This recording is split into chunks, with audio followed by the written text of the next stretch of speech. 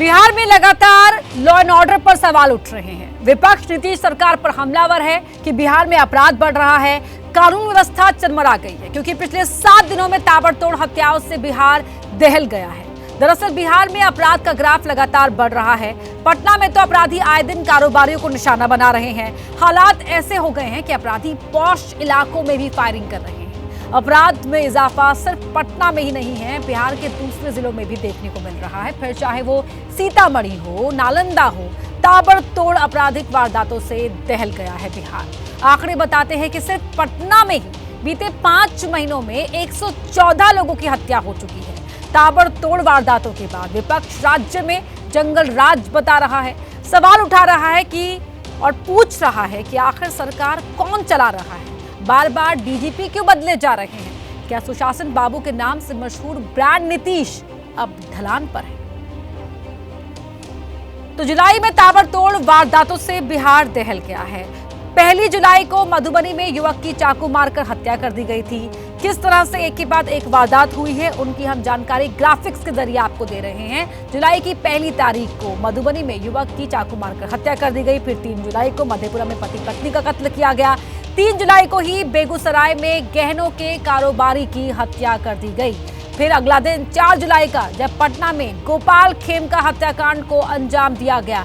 4 जुलाई को ही बिहार के ही सीवान में 3 लोगों को मौत की नींद सुला दिया गया। फिर 6 जुलाई को नालंदा में 2 बच्चों की हत्या कर दी गई। 7 जुलाई को बिहार के मुजफ्फरपुर में इंजीनियर की हत्या की खबर आई। 7 जुलाई को ही पूर्णिया में 5 लोगों का मर्डर कर दिया गया। 7 जुलाई को ही मधुबनी में किसान की हत्या कर दी गई। 7 जुलाई को ही वैशाली में पैसों के विवाद में हत्या की वारदात को अंजाम दिया गया। और फिर 10 जुलाई 2025 को पटना में कारोबारी रमाकांत का मर्डर किया गया। 10 जुलाई 2025 को ही पटना के वेटनरी कॉलेज में गोलीबारी हुई। 12 जुलाई को नालंदा में एक नर्स की हत्या कर दी गई। 12 जुलाई को ही युवक को भी गोली मारकर कत्ल कर दिया गया। 12 जुलाई को ही सीतामढ़ी में कारोबारी की हत्या कर दी गई। और 12 जुलाई को ही बिहार के हाजीपुर में जानलेवा हमला किया गया। वहीं 12 जुलाई को ही पटना में, राजधानी पटना में गोलीबारी हुई। उससे हर कोई दहशत में है। तो पटना का कंकड़बाग इलाका भी बीती शाम गोलियों की आवाज से थर्रा उठा, जहां कुछ बदमाशों ने पार्क में अंधाधुंध फायरिंग की और इसकी वजह से पूरे इलाके में लोग दहशत में हैं। मिलते ही पुलिस मौके पर पहुंची। कंकड़बाग पटना के पॉश इलाकों में शुमार होता है। ऐसे में यहां पर हुई फायरिंग की वजह से बड़े सवाल खड़े हो गए। पुलिस ने पार्क में उस जगह का मुआयना किया जहां पर फायरिंग की वारदात को अंजाम दिया गया। पुलिस ने काफी देर तक मौके वारदात की जांच की, हालांकि कोई अपराधी पुलिस की पकड़ में नहीं आया। शनिवार शाम 7 बजे अंधाधुंध फायरिंग की आवाज आई। पुलिस थोड़ी देर में मौके पर पहुंची। मौके से लोडेड कट्टा पुलिस ने बरामद किया। एक बाइक भी पुलिस ने मौके से बरामद की। पुलिस को देखकर वहां इकट्ठा लड़के भाग गए। वहीं पुलिस अब इलाके के सीसीटीवी फुटेज खंगालने में जुटी है। पुलिस अब सीसीटीवी फुटेज की मदद से पता लगाने में जुटी है कि आखिर वो कौन लोग थे जिन्होंने कंकड़बाग के पॉश इलाके में मौजूद इस पार्क में अंधाधुंध फायरिंग की वारदात को अंजाम दिया। वहीं इस वारदात की वजह से इलाके के लोग दहशत में हैं। और पटना से हमारे सहयोगी शशांक हमारे साथ लाइव जुड़ रहे हैं इसी खबर पर बातचीत करने के लिए। शशांक, बिहार में ये हो क्या रहा है? लगातार हम देख रहे हैं कि हर दिन कोई नई वारदात सामने आती है और कई तारीखें तो ऐसी भी थी जब एक दिन में 4 नहीं बल्कि 5-5 वारदातें हुई। देखिए, विधि व्यवस्था सरकार के लिए बड़ी चुनौती है। अपराध पर प्रभावी ढंग से लगाम लगाने के लिए रणनीति भी बनाई गई। आप देखिए, अलग अलग जिलों में कुख्यात अपराधियों की गिरफ्तारी हो रही है, एनकाउंटर्स हो रहे हैं। इसके अलावा जो जिलों के टॉप 10 अपराधी हैं उनकी सूची तैयार की गई है, एक्शन हो रहा है। बिहार के बाहर से जो अपराधी यहाँ पे अपराध को संचालित कर रहे हैं उन पर भी पुलिस की नज़र है।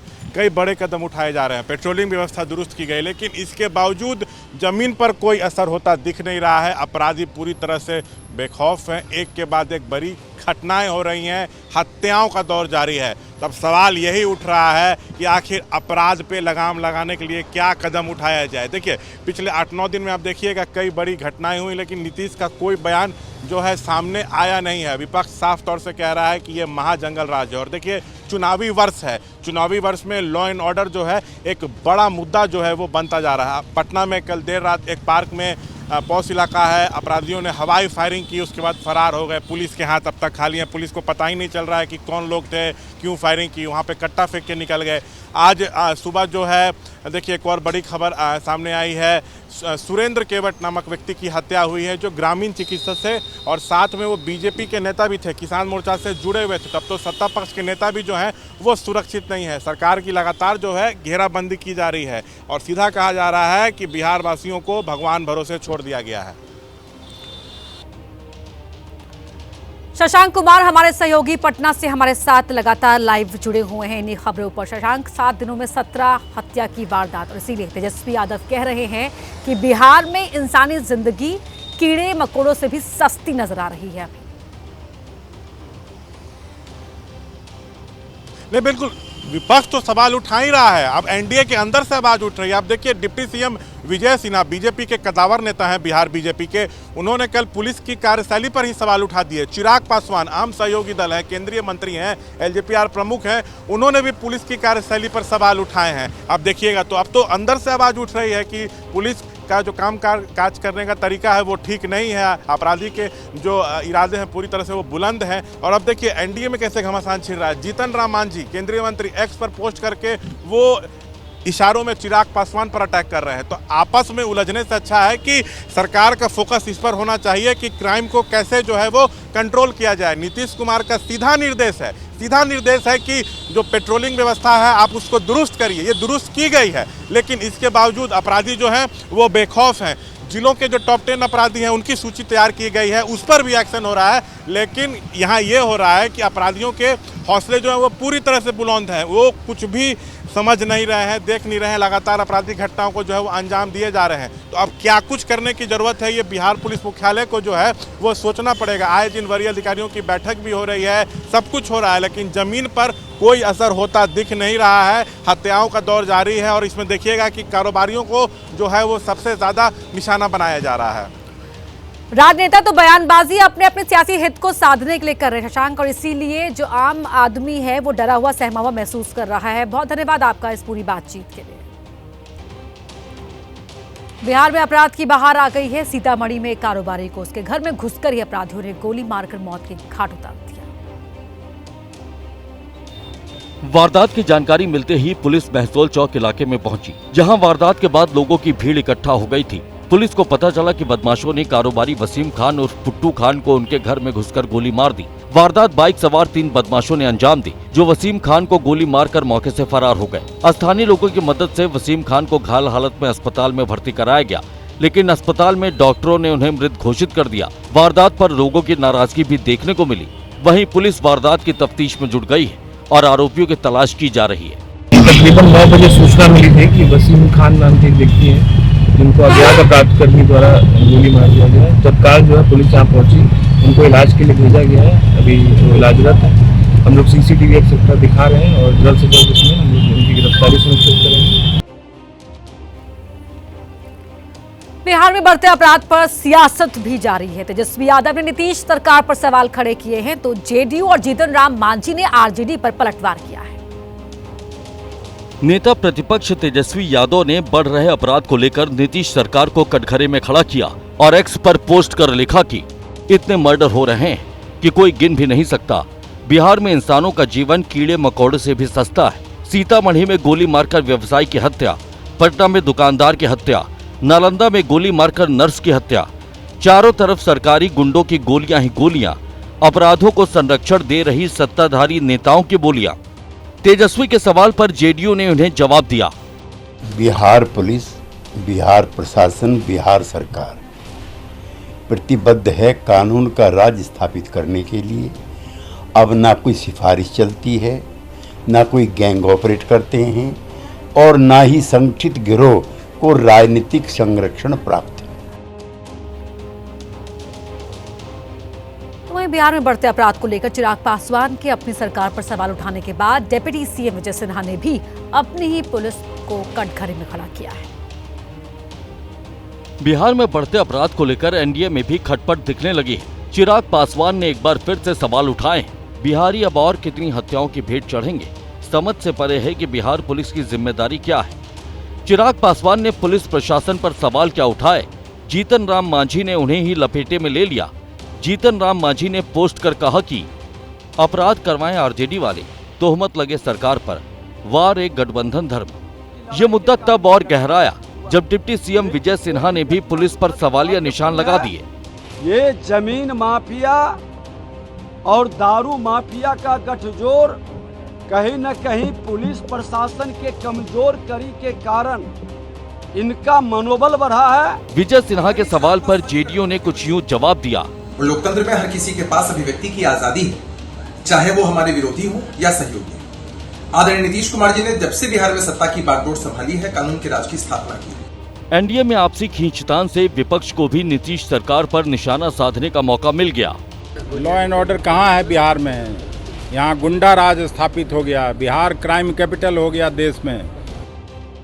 गुरुग्राम की राधिका हत्याकांड को लेकर रोजाना ही नए खुलासे हो रहे हैं। इस केस में अब पहली बार राधिका के एक दोस्त ने बड़ा खुलासा किया है।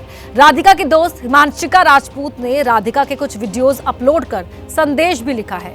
राधिका के दोस्त ने संदेश लिखा है तो राधिका के दोस्त ने ये बताया हिमांशिका ने कि उसकी फैमिली काफ़ी ऑर्थोडॉक्स थी, राधिका पर बहुत सारी बंदिशें थी और सोशल मीडिया प्लेटफॉर्म पर हिमांशिका ने एक वीडियो जारी किया और साथ ही अपने दोस्त राधिका को लेकर, उसकी पर्सनालिटी को लेकर भी कई तरह की बातें सामने रखी हैं। राधिका काफ़ी वक्त से परेशान चल रही थी और राधिका की जो फैमिली थी वो बहुत ही पुराने ख्यालों की थी। राधिका पर कई तरह की बंदिशें थी। इस तरह की बातों का जिक्र हिमांशिका ने वीडियो में किया है।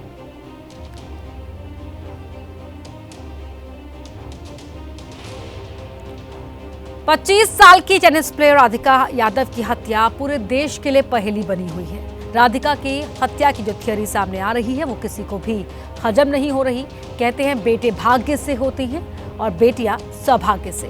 फिर राधिका के पिता दीपक यादव सिर्फ तानों से ही तंग आकर बेटी को कत्ल कर देंगे या बेटी की रील से नाराज होकर उसे मौत के घाट उतार देंगे।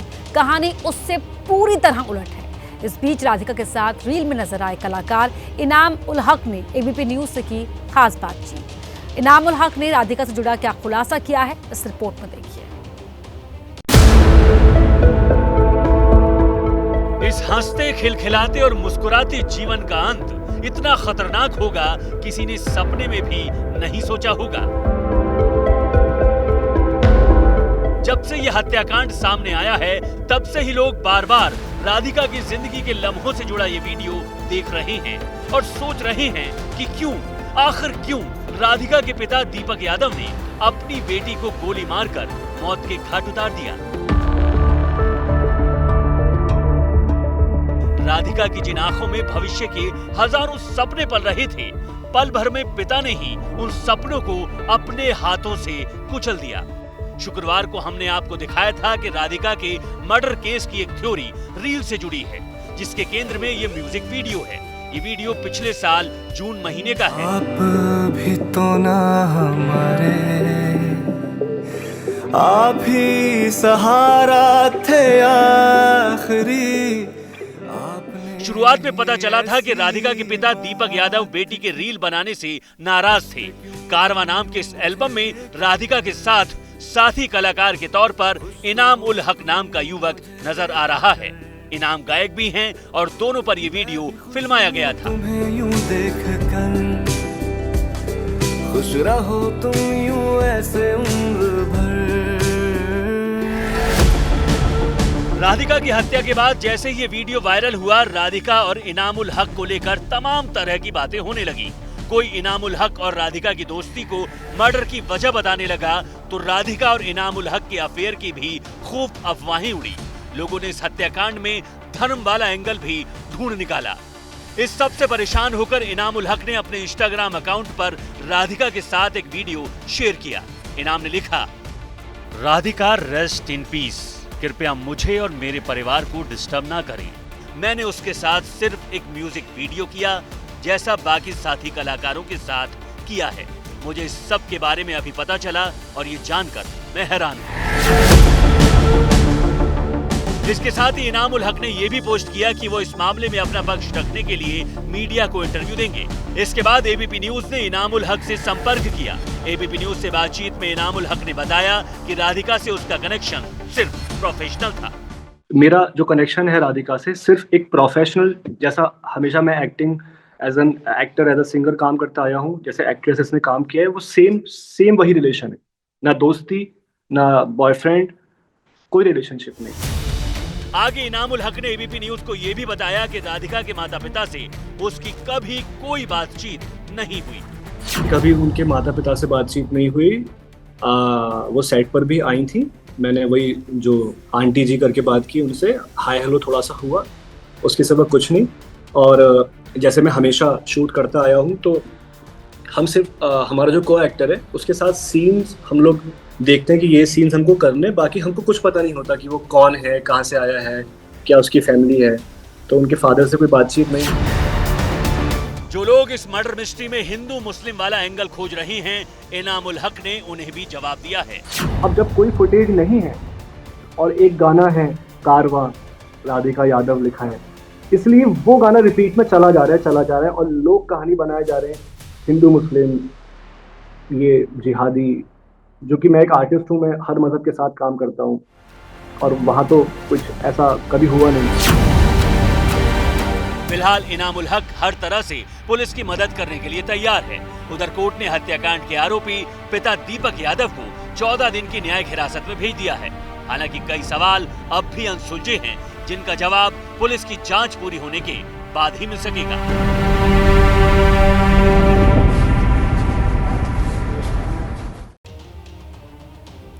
इस बीच राधिका मर्डर केस में 5वें खाली कारतूस का राज खुल गया है। पिता दीपक ने राधिका पर ही 5 राउंड फायरिंग की थी। पुलिस को पिस्टल के अंदर से 5 खाली कारतूस मिले थे। 4 गोली राधिका को लगी थी और 1 गोली रसोई के निचले हिस्से में लगी।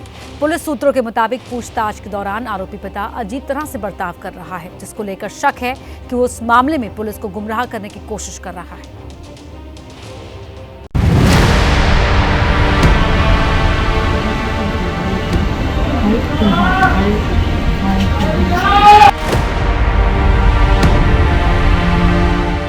किसी को भी यकीन नहीं हो रहा कि जिन हाथों से 25 सालों तक बेटी को पाल पोस कर बड़ा किया, उन्हीं हाथों से पिता ने बेटी का कत्ल कर दिया। वो भी उस बेटी का जो अपने पैरों पर खड़ी थी, माता पिता का नाम रोशन कर रही थी, दुनिया में अपनी अलग पहचान बना चुकी थी।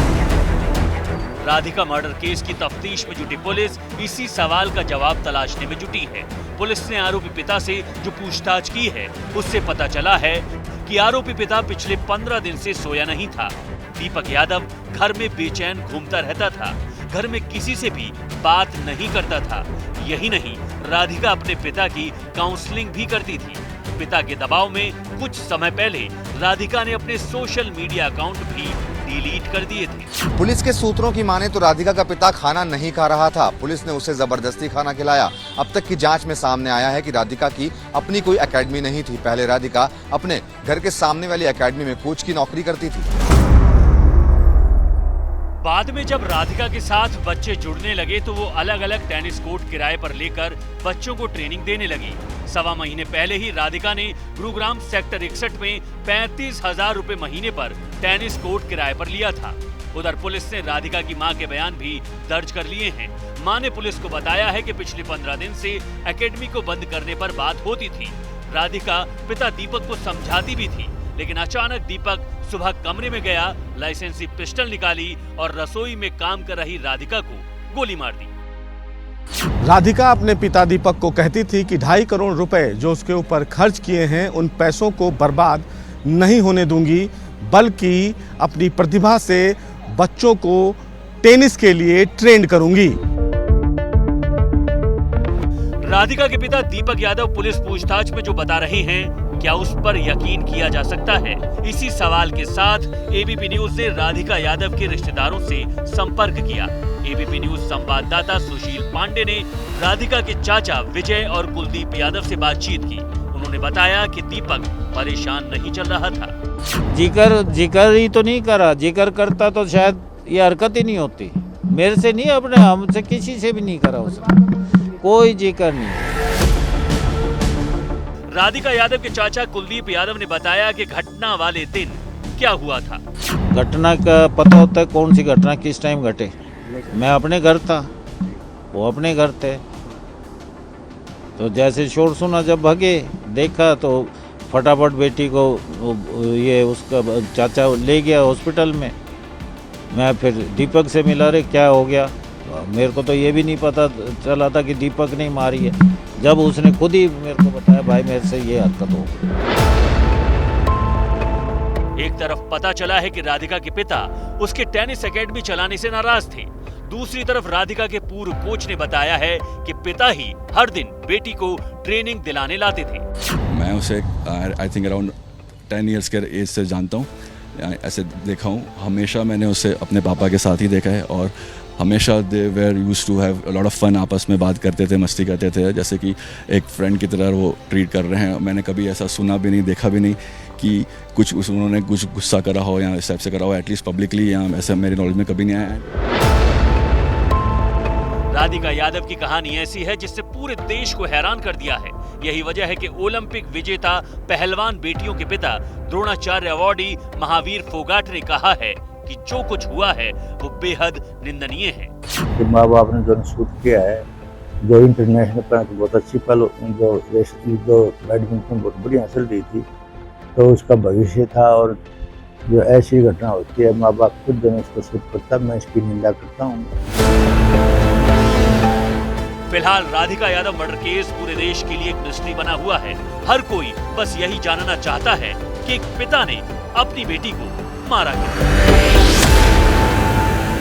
बड़ी खबर आपको बता दें बिहार से, जहां वोटर लिस्ट सत्यापन मामले से जुड़ी हुई बड़ी खबर मिल रही है। बीएलओ की जांच में काफी संख्या में दूसरे देश के लोग मिले हैं, ये सूत्रों के हवाले से जानकारी मिल रही है। नेपाल, बांग्लादेश और म्यांमार के काफी लोग जो बिहार में भारत का नागरिक बनकर रह रहे थे, इस तरह की जानकारी मिली है। ये सूत्र बता रहे हैं कि बीएलओ को ये जानकारी मिली है। अंकित गुप्ता हमारे सहयोगी फोन लाइन पर जुड़ रहे हैं। जी अंकित, बताइए। कि हमको पता है कि बिहार में मतदाता सूची सत्यापन का मामला चल रहा है। सबके बीच में चुनाव आयोग के सूत्रों के हवाले से एक बड़ी जानकारी निकल के सामने आ रही है, और वो ये है कि जब अभी ये प्रक्रिया चल रही है, इस दौरान जब बीएलओ घर से डोर टू डोर जा रहे हैं, यानी कि घर घर तक जा रहे हैं, तो उस दौरान उनको बड़ी संख्या में बांग्लादेशी, म्यांमार और नेपाल के नागरिक ऐसे मिले हैं जिनके पास में जो है कुछ दस्तावेज तो जरूर है, लेकिन उनके पास में भारत की नागरिकता से जुड़ा हुआ कोई भी सबूत नहीं मिला है। और शुरुआती जांच में यह पाया गया है कि वो देश के नागरिक ही नहीं है, बल्कि वो नेपाल, बांग्लादेश और म्यांमार से आए हुए लोग हैं। और इसी वजह से जो है जब फाइनल मतदाता सूची आएगी, यानी कि 1 अक्टूबर के आसपास, तो उस दौरान ऐसे तमाम लोगों के नाम उस सूची में नहीं होंगे। उसकी वजह क्या है? उसकी वजह ये है कि भारत के संविधान के अनुच्छेद 326 में साफ तौर पर कहा गया है कि देश का मतदाता वही हो सकता है जो कि देश का नागरिक हो। और ऐसे में बड़ी संख्या में ऐसे लोग जो कि देश के नागरिक नहीं पाए जा रहे हैं, उन लोगों के तमाम ऐसे हजारों लोगों के नाम इस मतदाता सूची से काटे जाएंगे। जी, बहुत बड़ी जानकारी ये है, जैसे कि पहले ही कहा जा रहा था कि इसी शक को देखने के लिए, इन तथ्यों को चेक करने के लिए ही ये पुनरीक्षण का काम चल रहा है। अब ये जानकारी मिल रही है कि नेपाल, बांग्लादेश, म्यांमार के बहुत सारे नागरिक यहाँ पर रह रहे थे भारत के नागरिक बनकर। छांगुर बाबा पर एक और नया खुलासा हुआ है। छांगुर 40 देशों में, मौलाना छांगुर 40 देशों में पैठ और 20,000 शागिर्द होने की धौंस जमाता था। प्रभाव जमाने के लिए मौलाना 40 देशों में पैठ होने की बात करता था। यही नहीं, 20,000 से ज्यादा शागिर्द होने की धौंस भी जमाता था। ताकत दिखाने के लिए फर्जी मुकदमे दर्ज कराने और धमकी दिलाने में देर नहीं करता था। छांगुर ने महिलाओं की भी एक टीम बनाई हुई थी जो किसी पर भी दुष्कर्म के आरोप में केस दर्ज करा देती थी। इस वक्त की बड़ी खबर, मौलाना छांगुर को लेकर एक और नया खुलासा हुआ है। 40 देशों में पैठ होने की बात और 20,000 शागिर्द होने की बात कहकर छांगुर अपना धौंस जमाया करता था।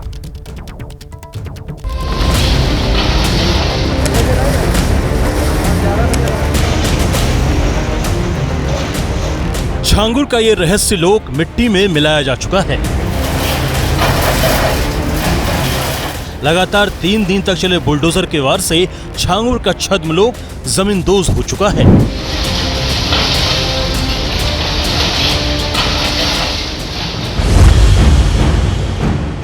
78 साल का जलालुद्दीन उर्फ छांगुर पीर के वेश में छिपा वो पापी है जिसने ब्रेन वॉश करके सैकड़ों लोगों को हिंदू से मुसलमान बनने पर विवश कर दिया।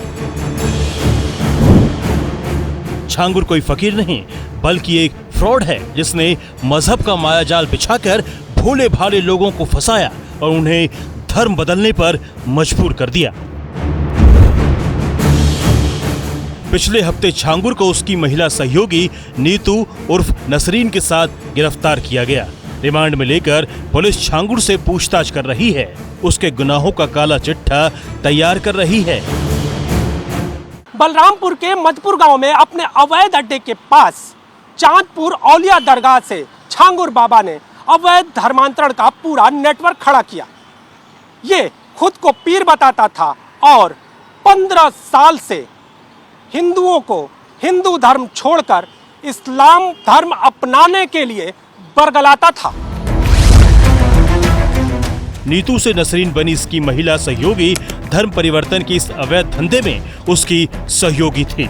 हर राज से नीतू वाकिफ थे। धर्म के धंधे का पूरा हिसाब किताब संभाला करती थी। सूत्रों की माने तो पूछताछ में छांगुर ने धर्म परिवर्तन के लिए कोड वर्ड इस्तेमाल करने की बात कबूली है। कोड वर्ड में ही धर्मांतरण के बाद नया जीवन शुरू करने की शर्त बताई जाती थी। कोड वर्ड के जरिए ही धर्मांतरण के पैसे का भुगतान किया जाता था। छांगुर बाबा ईसाई मिशनरियों के संपर्क में था।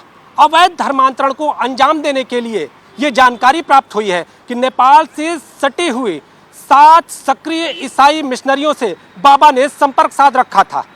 उनके वॉलेंटियर को पैसे देकर जो ऐसे लोग हैं जो आर्थिक तौर पर कमजोर हैं उनके बारे में ब्यौरा लेता था और जब ये ब्यौरा मिल जाता था तो उन लोगों को पैसे से मदद देकर उन्हें पूरी तरह से अपने काबू में कर लेता था, उनका ब्रेन वॉश करता था और फिर इस्लाम धर्म अपनाने पर मजबूर कर देता था।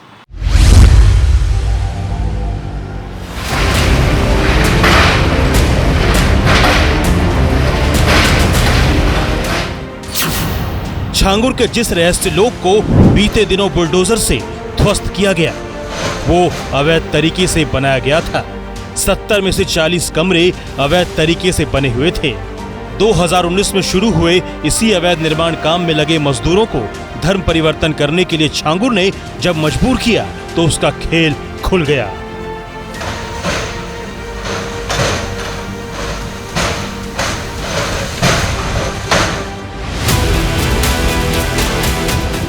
साल 2022 की बात है। उसी दौरान छांगुर ने अपने छल का शिकार संचित नाम के अपने ही नौकर को बनाना चाहा। संचित साफ सफाई का काम करता था। छांगुर ने जब इस पर धर्म परिवर्तन का दबाव बनाया, सुनिए खुद संचित की जुबानी। छांगुर बाबा के यहाँ हम झाड़ू पोछा का काम कर रहे थे और उसके बाद छांगुर बाबा कुछ दिन 6-7 महीना काम किए। उसके बाद वो बोले कि अपना धर्म परिवर्तन बदल दो, हम तुमको इतना पैसा देंगे, तुम्हारे बच्चे का शादी हो जाएगा, तुम्हारे बच्चे का अच्छे से रखेंगे, तुम्हारा घर बन जाएगा, गाड़ी हो जाएगा, तुम्हारा भी जिंदगी संवर जाएगा। अगर नहीं करोगे इतना इतना पैसा तुम्हारे पास हम खर्चा किए हैं तो तुमको गोली से मार दिया जाएगा। संचित ने ये बात उस वसीउद्दीन नाम के ठेकेदार को बताई जो छांगुर का घर बना रहा था। वसीउद्दीन ने छांगुर से इस पर आपत्ति जताई और फिर दोनों में विवाद हुआ। कुछ दिनों बाद जब वसीउद्दीन ने छांगुर से काम के पैसे मांगे तो उसने देने से मना कर दिया। धमकी भी दी। खुद वसीउद्दीन ने कैमरे पर आकर इसका खुलासा किया है। हमने इनसे कहा बाबा पेमेंट दीजिए तो कह रहे हमारे पास पैसे नहीं है, अभी देंगे बाद में। तब इन्होंने कहा कि हम पैसे नहीं देंगे, ठीक है, और दोबारा हमसे पैसा मांगना नहीं, हम पीर फकीर आदमी हैं, जो बचा कुचा काम है वो करवा दो। बस यहीं से हमारा इनका विवाद छिड़ गया। धर्मांतरण से ही तो शुरुआत हुआ। उसके यहाँ एक नौकर था जो साफ सफाई का काम करता था, एससी बिरादरी का था, संचित नाम का। उसने कहा धर्म परिवर्तन कर लो। उसको बहलाया फुसलाया, वो इनकार कर दिया, कहा नहीं बाबा हम ये काम नहीं करेंगे, हम सनातनी रहेंगे। और हमारी इनकी जो फंसी, जब ये संचित के बारे में हमने इनसे कहा तो ये मन में रख लिए।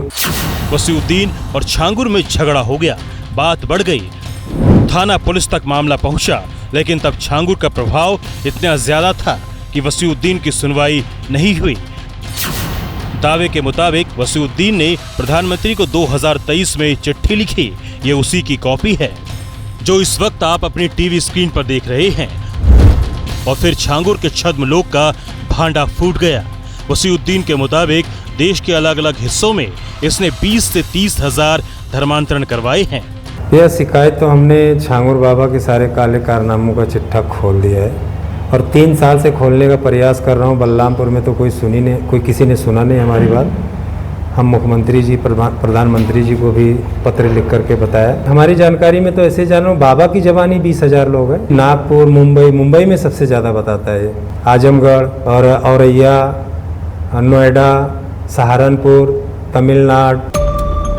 अवैध धर्मांतरण के इस रैकेट में बलरामपुर पुलिस और प्रशासन की भूमिका भी सवालों के घेरे में है। दावों के मुताबिक छांगुर ने अपने माया जाल में स्थानीय प्रशासन के अफसरों को भी फंसा रखा था, जिसकी वजह से उसके खिलाफ कोई कार्रवाई करने की हिम्मत तक नहीं जुटा पा रहा था। धर्म परिवर्तन के धंधेबाज छांगुर ने बाकायदा अलग अलग जातियों की लड़कियों का धर्म बदलने के लिए रेट कार्ड बना रखा था। जब भी कोई नई लड़की इसके इस रहस्य लोक में अपनी मजबूरी लेकर आती तो सबसे पहले उससे उसकी जाति पूछता। कोड वर्ड के तौर पर लड़कियों को प्रोजेक्ट का नाम दिया गया था। ब्राह्मण लड़कियों को इस्लाम कबूल करवाने के लिए 15 से 16 लाख रुपए का रेट उसने क्षत्रिय राजपूत लड़कियों को मुसलमान बनवाने के लिए तय किया हुआ था। जबकि पिछड़ी जाति यानी ओबीसी वर्ग की हिंदू लड़की को कोई इस्लाम में कन्वर्ट कराता तो उसके लिए 10 से 12 लाख रुपए मिलते। अन्य हिंदू जातियों यानी SC/ST वर्ग की लड़कियों के धर्म परिवर्तन की कीमत 8 से 10 लाख रुपए रखी गई थी और ये पैसे उसे विदेशों से मिलते थे। छांगुर बाबा के गिरोह द्वारा काफ़ी समय से धर्मांतरण लगातार कराया जा रहा था। प्रशासनिक दबाव बनाना, नाबालिगों को अपने इन्फ्लुएंस में लेना, ऐसे लोगों का इस्तेमाल करना जिनका इन्फ्लुएंस आसानी से समाज में है। धर्मांतरण के लिए एक रेट कार्ड थे जो इनके एजेंट्स को धन दिया जाता था, काफ़ी बड़ी अमाउंट में था। जो फॉरेन फंडिंग हुई वो लगभग 40 अकाउंट्स में आई। फिलहाल यूपी की पुलिस छांगुर और नसरीन से पूछताछ करके इस पूरे नेटवर्क को तोड़ने में जुटी हुई है। खुलासा ये भी हुआ है कि इसके गुर्गे पूर्वांचल के कई जिलों में धर्मांतरण का रैकेट चला रहे हैं। अब अगला टारगेट पुलिस को उन्हें पकड़ना है। मुंबई के हाजी अली दरगाह पर कभी अंगूठियां बेचने वाले जलालुद्दीन उर्फ छांगुर ने कब हिंदू धर्मांतरण की साजिश रची, कैसे करोड़ों का असामी बना, इसकी गुत्थी ईडी सुलझा रहा है। छांगुर पर विदेशी फंडिंग लेने और राष्ट्रीय सुरक्षा को खतरे में डालने का भी आरोप दर्ज है। धीरे धीरे इसकी तमाम कड़ियां खुल रही हैं।